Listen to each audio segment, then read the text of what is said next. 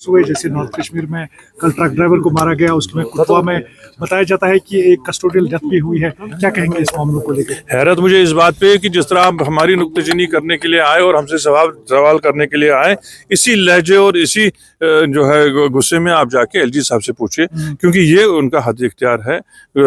यहाँ law and order और police सारा उनके कंट्रोल में है, सारा सिक्योरिटी ग्रिड उनके कंट्रोल में है। कल भी आपने अगर देखा होगा जब मीटिंग हुई सिक्योरिटी रिव्यू की, तो एलजी साहब भी बैठे थे होम मिनिस्टर के साथ, चीफ मिनिस्टर साहब वहाँ नहीं बुलाए गए और न कभी उनको इस बारे में कोई न मशवरा ही लिया गया, न इस पे ग्राउंड में क्या सिचुएशन है उसके बारे में कोई इतला दी गई। तो आपको ये सवालात उनसे पूछने चाहिए बनस्बत कि हमसे पूछें।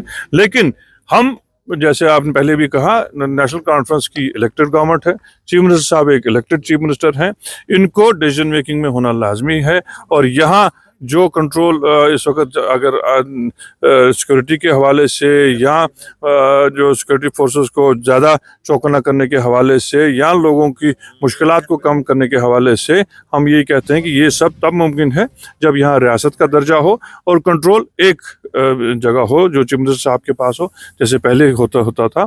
और उस वक्त अगर आप ये सवाल हमसे करें और जवाबदेही मिले, उस वक्त जायज़ होगा।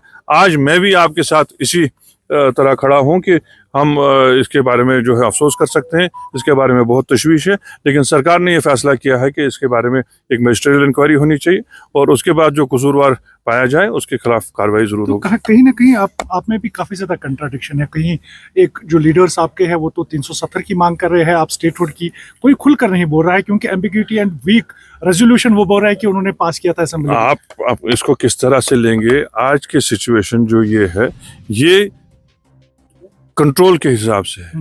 ये आपका पुलिस और लॉ एंड ऑर्डर किसके हाथ में है और क्या सिक्योरिटी फोर्सेस किसके सामने जवाब देगी उसके बारे में। इसका वो जो पॉलिटिकल इशू है वो दूसरी बात है।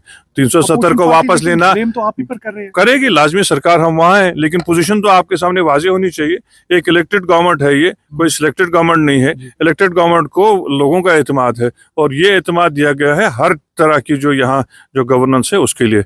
इसीलिए हम गवर्नमेंट ऑफ इंडिया से अपील करते हैं कि जो उन्होंने वादे किए हैं और जिसका यहाँ ग्राउंड पे बहुत ज़रूरी होना लाजमी है, वो है यहाँ की जो रियासत का दर्जा है वो बहाल होना चाहिए, ताकि ये इस तरह के वाक़ात यहाँ ना देखने पड़े और यहाँ खुदा न खास्ता हालात हाथ से ना खिसके। उसके बारे में जो है ये बहुत ज़रूरी है कि चीफ मिनिस्टर साहब को पूरा हद इख्तियार होना चाहिए। उमर साहब के बारे में ये भी कहा जा रहा है कि नरम पॉलिसी यानी कि पोलाइट पॉलिसी अब वो इख्तियार कर रहे हैं, जबकि इलेक्शन से पहले वो काफ़ी ज़्यादा कन्फ्रंटेशन लेते थे। क्यों ऐसा है? ये आपको लग रहा है? आप कह रहे हैं, मुझे नहीं लगे। आप उनके नुमाइंदे ना बने, आप अपने सवाल पूछिए। आप एक जो है चैनल के जो है रिप्रेजेंटेटिव हो, आप उस लिहाज से सवाल कीजिए। आप उनके स्पोक्समैन बन के यहाँ हमसे जवाबदेही ना लें। आप ये सवाल के जवाब वो देंगे, वो क्या सोचते हैं वो सोचेंगे। हम अपनी तरफ से काम करने के लिए यहाँ निकले हुए हैं, लोगों के लिए जो है सहूलियत खड़ा करने के लिए निकले हुए हैं। अभी आने वाला बजट सेशन आने वाला है, वहाँ उसमें बजट का जो है जो फाइनलाइज होगा, लोगों को कैसे सहूलियत मिल सके वो हम कर सकते हैं। लेकिन साथ ही साथ हम ये दोबारा कहेंगे कि ये कोई हमारी ज़ाती ख्वाहिश के लिए नहीं है कि हम रियासती दर्जा मांगते हैं।